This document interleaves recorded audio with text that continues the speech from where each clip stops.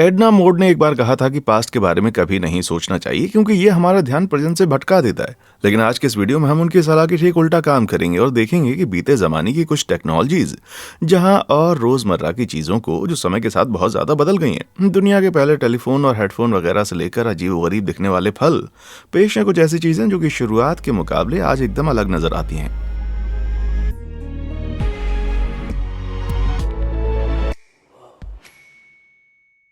Baby stroller. बच्चे पालना बहुत ही महंगा है। अमेरिका की बात करें तो $18,000 की लागत आएगी। मेरा मतलब था अस्पताल में डिलीवरी होने का खर्च, ना कि बच्चे खरीदने की कीमत। खैर जो भी हो, अगर आप बच्चे के लिए बाजार आ ही गए हैं तो उम्मीद है कि आपको स्ट्रॉलर की जरूरत पड़ेगी। आज बाजार में तरह तरह के स्ट्रॉलर डिजाइन उपलब्ध हैं, लेकिन इसकी शुरुआत जो कॉन्सेप्ट था ना, वो बहुत ही अलग तरीके का था। पुराने जमाने के पेरेंट्स के पास अपने शैतानी बच्चों को यहाँ से वहाँ ले जाने के लिए उन्हें किसी टोकरी में ढोने या अपने शरीर से लटकाने के अलावा कोई खास ऑप्शन नहीं था। यहाँ तक कि बीबी मरियम को भी उन्हें नन्हे यीशु को अपने शरीर से लटकाए हुए देखा जा सकता है। कम से कम 1306 में जियोटो द्वारा बनाई गई इस पेंटिंग में तो ऐसा ही है, लेकिन आगे चलकर जरूरतें आज के जाने पहचाने स्ट्रॉलर के आविष्कार का कारण बन गई।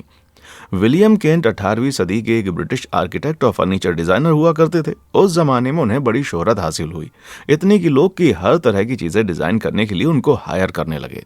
1733 में डेवनशायर के तीसरे डाकू ने विलियम को अपने बच्चों को एक दूसरी जगह ले जाने के लिए कोई डिवाइस डिजाइन करने का काम दे दिया।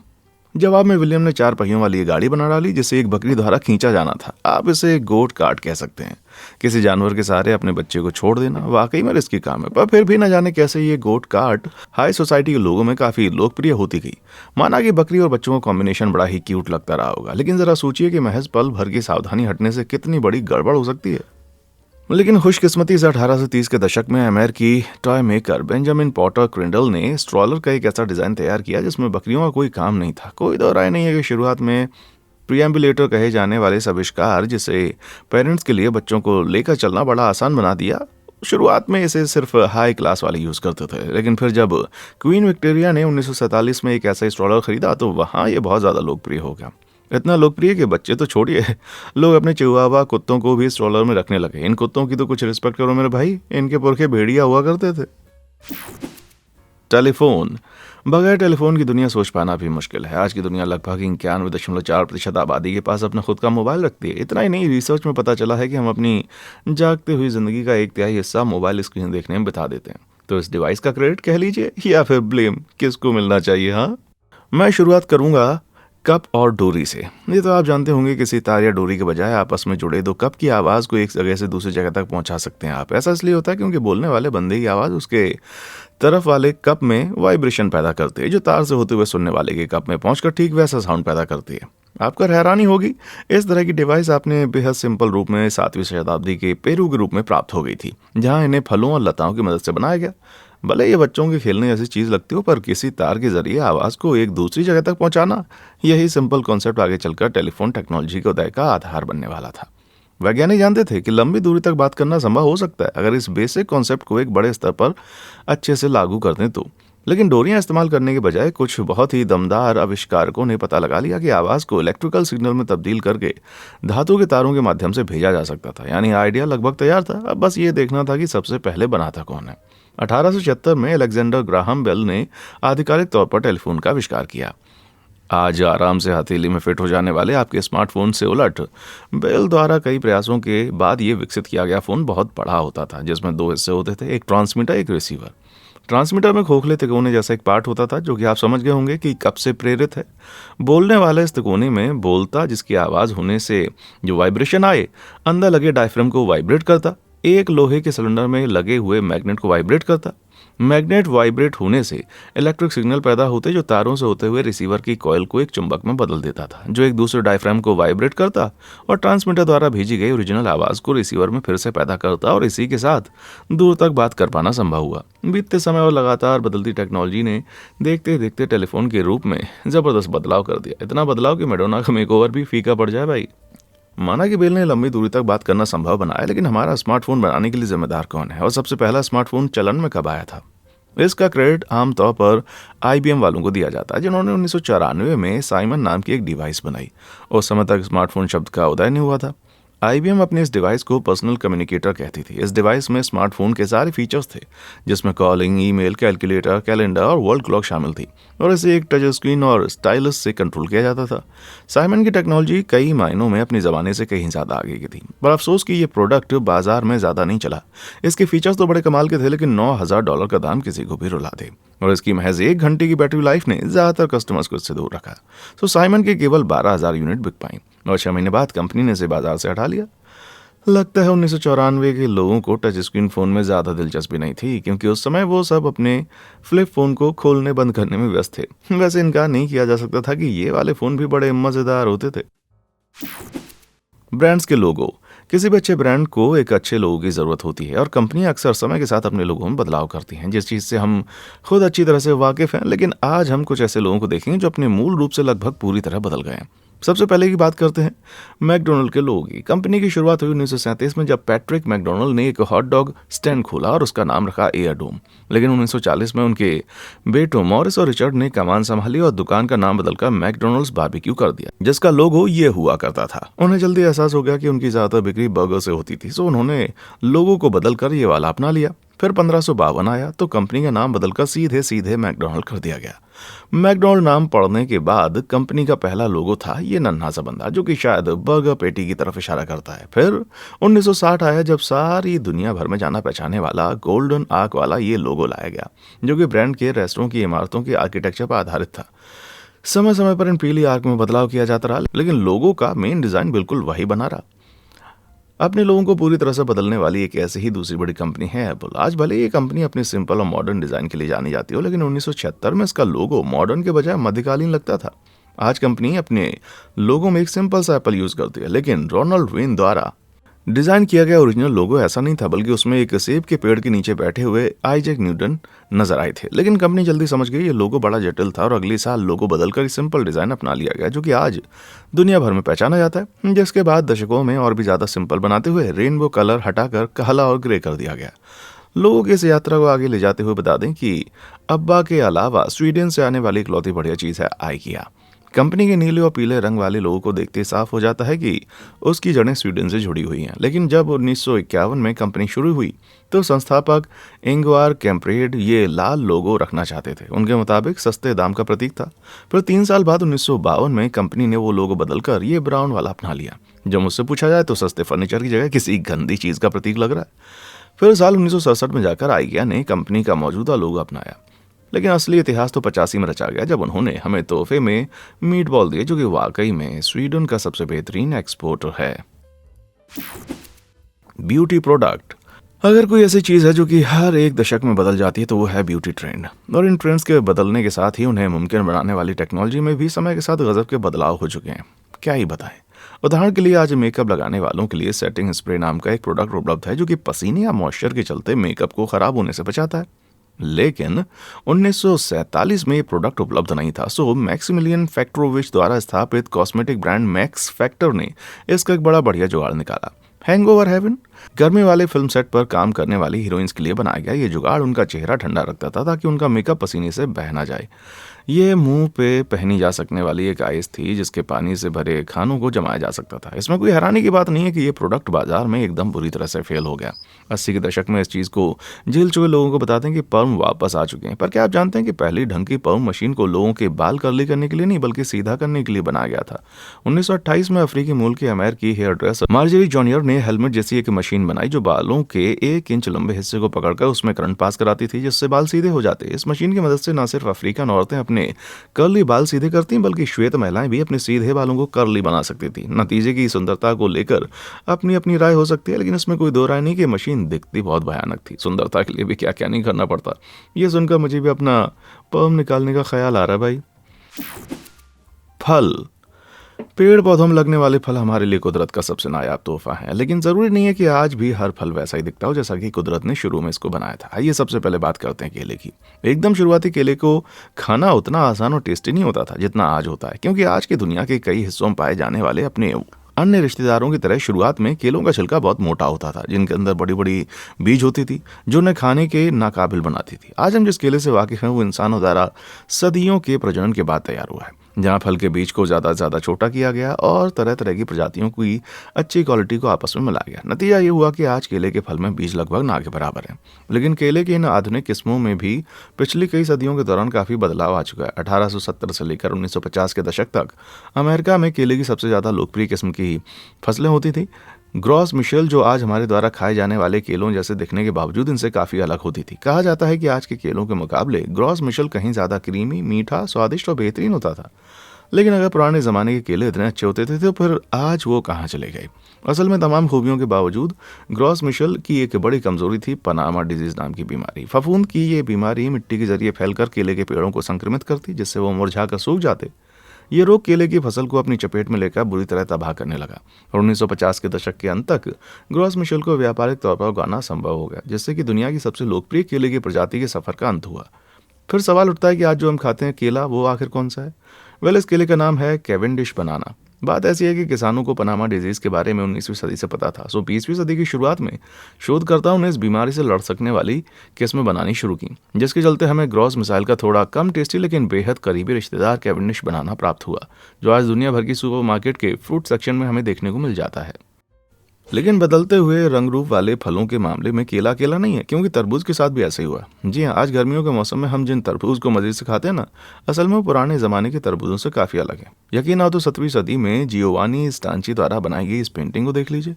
अगर आप पेंटिंग में बने इन तरबूज को देख पाएंगे, जो कि अंदर के लाल रंग के 6 तिकोने में मौजूद है, बड़ी बड़ी काली बीज के साथ अंदर वाला छिलका काफी मोटा है। फसलों की किस्में विकसित करने के एक्सपर्ट प्रोफेसर जेम्स नाइनस को ये पेंटिंग बड़ी पसंद है, क्योंकि इनके मुताबिक ये शुरुआती तरबूज का एकदम परफेक्ट असली रूप दिखाती है। कहा जाता है तरबूज की उत्पत्ति अफ्रीका के उत्तर पूर्वी इलाके में हुई, जहां इसे खाना पीना दोनों के लिए 4000 साल पहले इस्तेमाल किया जाने लगा। तब से इस पेड़ का सिलेक्टिव ब्रीडिंग या प्रजनन कराकर कम बीज, पतला अंदरूनी छिलका और ज्यादा मीठा जूसी लाल गूदा जैसी क्वालिटीज विकसित की गई है। यानी वैज्ञानिक जिस फल या सब्जी का चाहे रंग रूप बदल सकते हैं। अगर ऐसा है तो फिर वे ब्रसेल्स स्प्राउट्स को थोड़ा बदलते क्यों नहीं है, ताकि उसका टेस्ट किसी से निकली हुई पेट की गैस के जैसा ना लगे। Santa Claus. ये पिछले साल क्रिसमस से पहले वाली रात की बात है। रात गहरी हो रही थी और मैंने सेंटा के लिए बाहर कुछ कुकीज छोड़ रखी थी। एक्साइटमेंट में मुझे नींद नहीं आ रही थी, तभी नीचे से कुछ अजीबोगरीब आवाज़ें आई। मुझे लगा ज़रूर सेंटा होगा। मारे खुशी कि मैं अपने दरवाजे के बाहर गया, लेकिन नीचे जाकर देखा तो मेरे मॉम डैड थे, जो कि क्रिसमस ट्री के नीचे तोहफे रख रहे थे। और इस तरह से मुझे पता चला सेंटा जैसी कोई चीज़ नहीं होती। लेकिन इस घटना ने मेरे मन में सवाल खड़ा किया कि सेंटा, ये कहानी आखिर कहाँ से शुरू हुई। मुझे पता चला वे हमेशा से ही ऐसे मोटे खुशमिजाज बूढ़े जैसे नहीं दिखते थे। ईसाई परंपरा में दुनिया भर के संतों के लिए एक खास दिन समर्पित होता है, जिस दिन भक्तगण उस संत के मान सम्मान में अनुष्ठान करते हैं। ऐसे ही सबसे लोकप्रिय संतों में से एक हैं सेंट निकोलस, 4वीं शताब्दी के एक यूनानी बिशप, जो कि गरीबों के प्रति अपनी दयादिली के कारण जाने जाते थे। मध्यकालीन युग में लोगों ने 6 दिसंबर को सेंट निकोलस के दिन के तौर पर मनाना शुरू कर दिया, जिसमें बच्चों को गिफ्ट दिए जाते। धीरे धीरे ये त्यौहार खिसकते हुए 24 दिसंबर और उसके बाद 25 दिसंबर को मनाया जाने लगा, जिसके बाद सेंट निकोलस की कहानी क्रिसमस से जुड़ गई, जिसमें वे बच्चों को गिफ्ट बांटते। लेकिन सेंट निकोलस एक बिशप से इस खुशमिजाज बुढ़े में आखिर कैसे तब्दील हुए? जवाब बड़ा दिलचस्प है, क्योंकि ये सब न्यूयॉर्क में आकर बसने वाले यूरोपियन मूल के लोगों के कारण हुआ। अमेरिका में आकर बसने वाले शुरुआती डच लोग अपने साथ यूरोपियन रीति रिवाज और परंपराएं भी लेकर आए और न्यू एम्स्टर्डम शहर बसाया, जिसे आज न्यूयॉर्क कहते हैं। इन परंपराओं में सेंट निकोलस या डच लोगों के मुताबिक सिंटा क्लास भी शामिल थे, जिनके किस्सों में यूनानी देवता ओडिन के गुणों को शामिल किया गया, जिसमें 8 पैरों वाले घोड़ों पर बैठकर आसमान में उड़ना शामिल था। दोनों के बीच में समानता दिखाई दी। 19वीं सदी आते आते लेखकों ने क्रिसमस और सिंटा क्लॉस पर लिखते लिखते आज के सेंटा क्लॉस को जन्म दे डाला। उदाहरण के लिए वॉशिंगटन इरविंग द्वारा 1809 में लिखी गई किताब निकरबोकर हिस्ट्री ऑफ न्यूयॉर्क नामक किताब, जिसमें उन्होंने आसमान में उड़ने वाले रथ पर बैठकर बच्चों को गिफ्ट बांटते सेंट निक की कल्पना को जन्म दिया। फिर 1821 में लिखी गई द चिल्ड्रंस फ्रेंड नामक कविता में आर्थर जे स्टेंसब्यूरी ने उड़ने वाली रेंडियर बगी का आइडिया पेश किया। लेकिन वो क्लीमेंट क्लार्क मूर द्वारा 1822 में लिखी गई द नाइट बिफोर क्रिसमस नामक कविता थी, जिसने आज दुनिया भर में मशहूर सेंटा को जन्म दिया। कविता में सेंटा के बग्गी में 8 हिरण होते थे। वे सड़क कर चिमनी से नीचे जाते, उनके गाल लाल लाल और शरीर बहुत मोटा था, ठीक जैसा आज हम सेंटा को पहचानते हैं। लेकिन कुछ पुरानी फोटोज को देखकर लगता है कि शायद पुराने जमाने के लोगों के मन में सेंटा क्लॉज की बहुत ही भयावह छवि बसी हुई थी। इसके मुकाबले तो 4वीं सदी के वो गंभीर दिखने वाले सेंट निकोलस ज्यादा सही रहेंगे, है ना। न्यूयॉर्क शहर। यूरोप के नज़रिए से लिखा गया अमेरिकी इतिहास बताता है कि क्रिस्टोफर कोलंबस ने 1492 में अमेरिका की खोज की, लेकिन हकीकत यह है कि कोलंबस और उनका दल दूसरों की ज़मीन पर कब्जा करने वालों से कुछ ज़्यादा भी नहीं थे। अमेरिका की ज़मीन पर पहले से ही वहाँ के मूल निवासी बसे हुए थे, लेकिन जब यूरोपियन लोग बड़ी तादाद में इस नई दुनिया में आकर बसने लगे तो मूल निवासियों की ज़मीनों का रंग रूप हमेशा के लिए बदल गया। सदियों चली इस प्रक्रिया में यूरोपियन कल्चर पूरे इलाके में फैलने लगा, जिससे जन्म हुआ आज के यूनाइटेड स्टेट्स का। और यहाँ एक ऐसी जगह है जिसे आज पहचाना नहीं जा सकता। जी हाँ, न्यूयॉर्क शहर। इन ऊंची ऊंची इमारतों से पहले न्यूयॉर्क का एक मशहूर मैनहट्टन या मूल निवासियों द्वारा मानहाटा कहा जाने वाला इलाका एक फलता फूलता जंगल हुआ करता था, जहाँ लेनापे कबीले के लोग सदियों से रहते चले आ रहे थे। मूल निवासियों के अलावा इस जंगल में ऊद बिलाव, मिंक और यहाँ तक कि भालू जैसे तरह तरह के वन्य प्राणी रहा करते थे। इनफैक्ट इस बात के पुख्ता सबूत मौजूद हैं कि टाइम्स स्क्वायर किसी जमाने में एक व्यूअर पॉइंट होता था, लेकिन 1624 में डच लोगों का आगमन हुआ जिन्होंने मानाहाटा पर कब्जा करके उसे न्यू एम्स्टर्डम बना डाला। कुछ ही समय बाद अंग्रेजों ने इलाके पर कब्जा करके जगह का नाम 1664 में बदलकर न्यूयॉर्क कर दिया। 1700 का दशक शुरू होते होते यहाँ आने वाले यूरोपियन लोगों की तादाद में जबरदस्त उछाल आया, जो यहाँ की जमीन, दौलत और आज़ादी के चलते आकर्षित हो गए। साथ ही दास व्यापार के चलते अफ्रीकन भी अच्छी खासी संख्या में यहाँ आने लगे।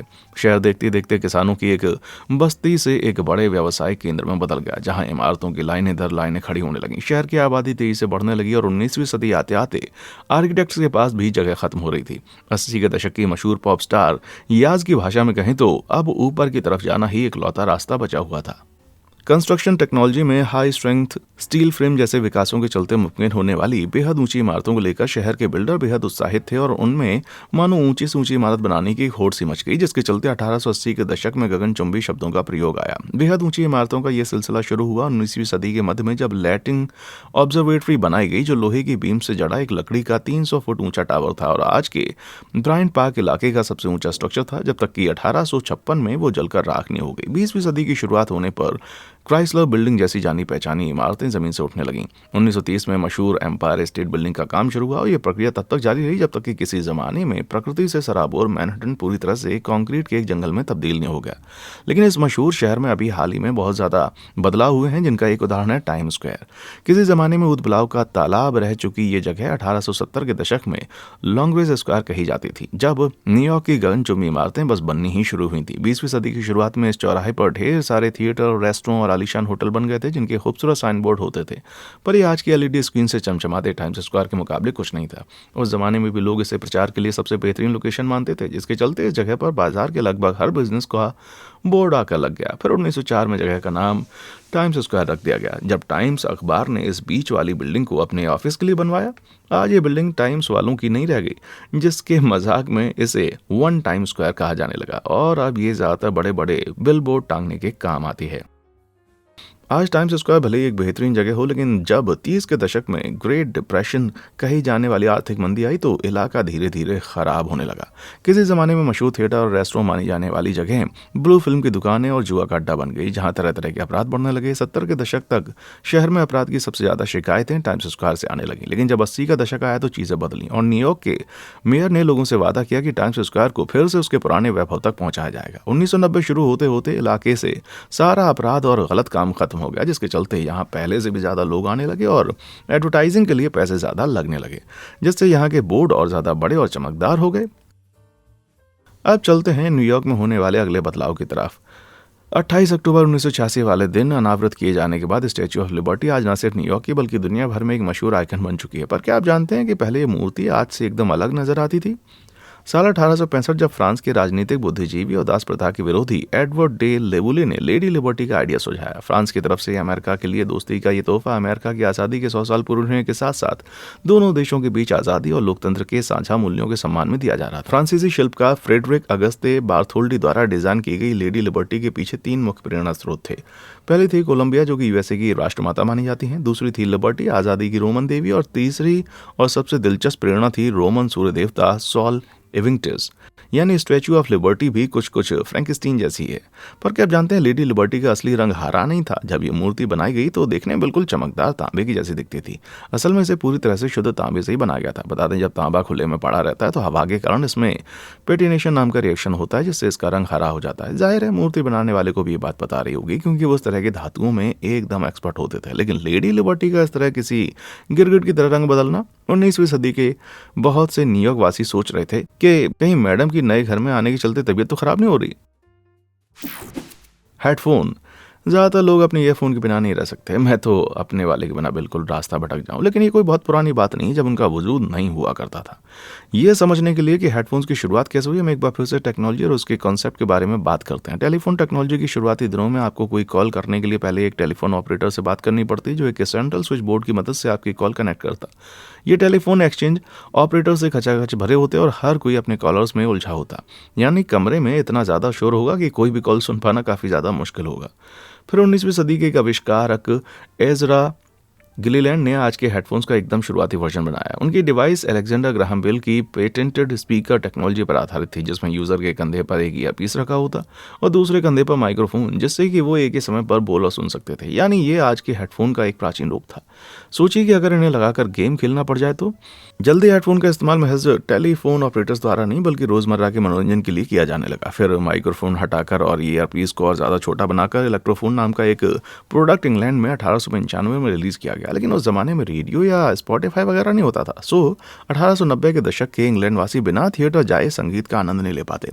इससे निपटने के लिए लंदन में इलेक्ट्रोफोन सब्सक्रिप्शन सर्विस शुरू की गई, जहां सब्सक्राइबर ये खास डिजाइन वाले हेडफोन की मदद से लाइव परफॉर्मेंस सुन सकते थे, जिसे टेलीफोन लाइन के जरिए प्रसारित किया जाता था। फिर क्या था, डॉक्टर्स के आले जैसा दिखने वाला इस हेडफोन को अपनी ठोड़ी के नीचे फिट करके वे लोग आराम से अपने घर में बैठे बैठे पार्टियां करने लगे।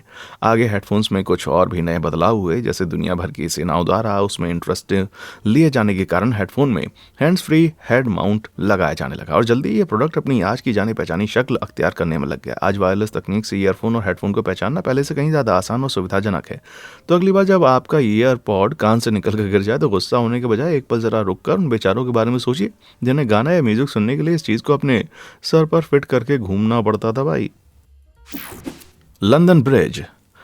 लंदन ब्रिज दुनिया के कुछ सबसे ज़्यादा जाने पहचाने स्ट्रक्चर में से एक है। इसके खूबसूरत टावर से लेकर ऊपर खींचा जा सकने वाला पुल। एक मिनट रुकिए, ये टावर ब्रिज है ना कि लंदन ब्रिज। लंदन ब्रिज तो ये है।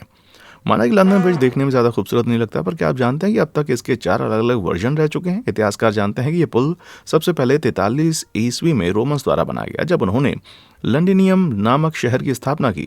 उस जमाने में टेम्स के ऊपर बना ये पुल एक पॉन्टून पुल ही रहा होगा, जिसे बंधी हुई नावों के ऊपर लकड़ी के बड़े बड़े तख्ते रखकर बनाया गया था। इससे व्यापारियों को नदी पार करने का एक अच्छा रास्ता मिल गया और इस कारण से लंदन ब्रिज आज भी उसी जगह पर टिका हुआ है। जब साल 383 ईस्वी में ब्रिटेन रोमन्स के कब्जे से बाहर निकल के आया तो माना जाता है उस दौरान लंदन ब्रिज को कई बार लकड़ी से बनवाया गया था, लेकिन उनमें से कोई भी पुल ज़्यादा दिन नहीं टिक पाया।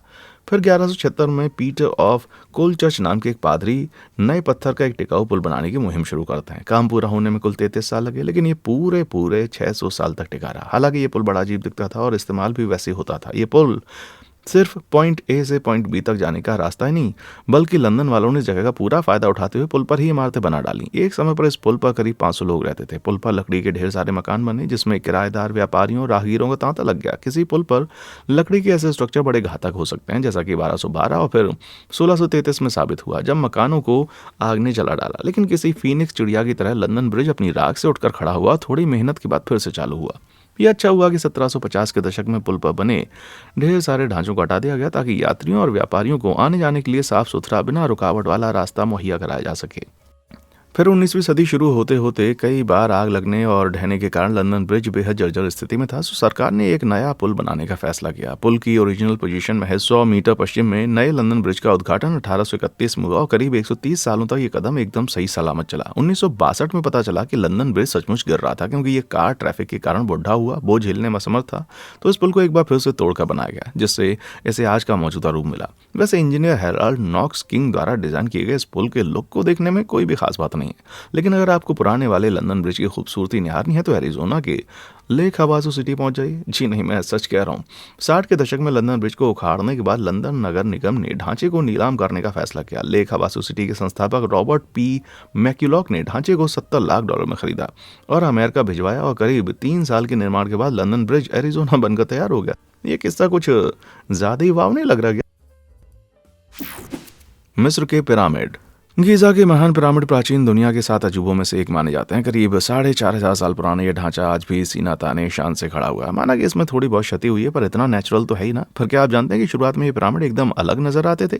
किसी ज़माने में मिस्र दुनिया की सबसे पैसे वाली और ताकतवर सभ्यता होती थी, जहाँ फ़िरौन राज करता था और प्रजा का मानना था कि फ़िरौन को खुदा द्वारा नियुक्त किया गया, इसलिए वे इंसान और भगवान के बीच का पद रखते थे। इसी कारण से इस बात का पूरा ध्यान रखा जाता था कि मृत्यु के बाद भी फ़िरौन की शान और शौकत में बिल्कुल कमी ना आए। फ़िरौन की कब्र में हर वो चीज़ होती थी जिसको उन्हें मृत्यु के बाद वाले जीवन में ज़रूरत पड़े, जैसे कि सोने, जवाहरात, खाना, फर्नीचर, बहुत सारी दूसरी चीज़ें। ये सारी चीज़ें महान पिरामिड में दफनाई जाती हैं, जिसका शेप न सिर्फ भारी भरकम ढांचे को सपोर्ट प्रदान करता, बल्कि सूरज की रोशनी से भी मेल खाता, क्योंकि वहाँ के लोग सूर्य देवता रे की पूजा करते। लेकिन इन विशालकाय मकबरों को आखिर बनाया कैसे गया? शुरुआत में वो कैसे दिखते थे? लोगों के बीच में एक गलत धारणा है कि पिरामिड का निर्माण गुलामों से करवाया गया, क्योंकि ज़्यादातर आर्कियोलॉजिस्ट और इतिहासकारों का मानना है कि पिरामिड का काम मिस्र के मूल निवासियों को मजदूरी पैसे देकर कराया गया। करीब 20,000 मजदूरों ने मिलकर पत्थर के 23 लाख बड़े बड़े टुकड़ों को सही जगह फिट करके 20 साल की कड़ी मेहनत के बाद गीज़ा का महान पिरामिड तैयार किया। वैसे तो पिरामिड का ज़्यादातर ढांचा समय की मार झेलने के बावजूद आज भी टिका हुआ, लेकिन अफसोस की उनके कुछ हिस्से ऐसे हैं जो कि बच नहीं पाए। चेक इंस्टीट्यूट ऑफ इजिप्टोलॉजी के प्रोफेसर मोहम्मद मुजाहिद की माने तो महान पिरामिड की शुरुआत कीमती चूना पत्थर से ढके थे, जो कि उन्हें बेहद चिकना और चमकदार फिनिश देता था, जो कि धूप को रिफ्लेक्ट करता। इतना ही बल्कि पिरामिड के सिरे पर सोने का एक तिकोना क्राउन भी था, जिसे पिरामिडियन कहा जाता था। लेकिन आज ये तो खो चुके हैं या लूटे जा चुके हैं। जाहिर है, जब चूना पत्थर और सोने के क्राउन से टकराकर धूप पिरामिड से जगमगा रही होती होगी तो लोगों को लगता होगा कि फिरौन दूसरी दुनिया में निकल गया है। दिलचस्प बात यह है कि इन बाहरी सफ़ेद पत्थरों के बाद मिस्री राजाओं द्वारा निकलवा कर दूसरे निर्माण कार्यों में इनका इस्तेमाल हुआ। कुछ ऐसे सबूत हैं जिनका माने तो ऐसा फिरौन तूतनखामिन के राज में हुआ।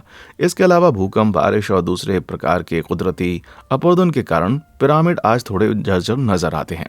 हमारा वाव फैक्ट्स का परिवार आज इतना बड़ा हो चुका कि हम चाहें भी तो मेरे चेहरे का शेप का पत्थर एक बड़ा सा स्मारक बनवा सकते हैं, लेकिन मुझे पता है कि आप लोग बड़े बिजी रहते हैं, तो आप महज सब्सक्राइब और कमेंट करके हमारे प्रति आभार व्यक्त कर सकते हैं।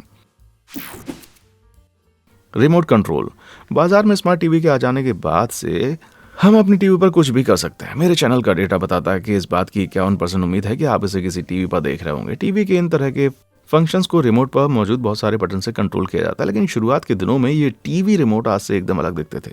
टीवी को लेकर एक्सपेरिमेंट्स की शुरुआत तो 1920 के दशक में हो गई थी, लेकिन ये द्वितीय विश्व युद्ध के बाद का जमाना था जब टीवी के प्रयोग में ज़बरदस्त उछाल आया और 1960 तक ये 80% अमेरिकी घरों तक पहुंच चुकी थी। लेकिन टीवी के शुरुआती दिनों में इसे रिमोट नहीं होता था। जी नहीं, कोई उस पर बैठा नहीं था, बल्कि टीवी में रिमोट का कॉन्सेप्ट ही नहीं था। उन दिनों में इस चैनल को एक्सचेंज करने के लिए भी आपको अपनी जगह से उठकर टीवी तक जाना पड़ता था। वैसे तो रिमोट 60 के दशक में आकर आम हो चुके थे, लेकिन शुरुआती चरण का एक रिमोट 1950 जेनिथ नामक टीवी निर्माता द्वारा रिलीज किया गया। इसके आने से फायदा हुआ कि दर्शकों को चैनल बदलने के लिए जगह से उठना नहीं पड़ता और डिवाइस को लेजी बोन्स कहा जाने लगा। लेकिन डिजाइन के मामले में ये आज के रिमोट से एकदम अलग होता था। न सिर्फ ये एक तार के जरिए टीवी से जुड़ा था, बल्कि इसका हैंड कंट्रोल एक गोली जैसा था जिस पर सिर्फ 3 बटन्स थे, वॉल्यूम, चैनल और ऑन ऑफ। इस चीज के लिए कस्टमर्स को $30 देने पड़ते हैं, जो कि 2023 के हिसाब से $377 के बराबर है। इस रिमोट के आने से कस्टमर्स को आराम तो बहुत पहुंचा, लेकिन एक शिकायत ये थी कि इसका केबल अक्सर लोगों के पैरों में उलझ जाता। प्रोडक्ट को बेहतर बनाने के लिए जेनिथ वालों ने 1955 में फ्लैशमैटिक रिलीज किया, जो कि दुनिया का पहला वायरलेस रिमोट था। ये रिमोट टीवी पर लगे लाइट सेंसर से संपर्क करने के लिए रोशनी का इस्तेमाल करता, पर यह ठीक से काम नहीं करता था। यह वायरलेस रिमोट की शुरुआत थी, लेकिन डिजाइन इतना खराब था कि धूप के संपर्क में आते ही टीवी अपने आप चैनल बदलने लगता। सोचिए, अगर आप कोई सस्पेंस वाला सीन देख रहे हो तो पूरा का पूरा मूड ही खराब हो जाए। तो दोस्तों, आज के लिए बस इतना ही। नीचे कमेंट बॉक्स में हमें जरूर बताएं कि पुराने ज़माने की कौन सी डिज़ाइन आपको बहुत पसंद आई। चैनल को लाइक और सब्सक्राइब करना ना भूलें, और हाँ, देखने के लिए शुक्रिया।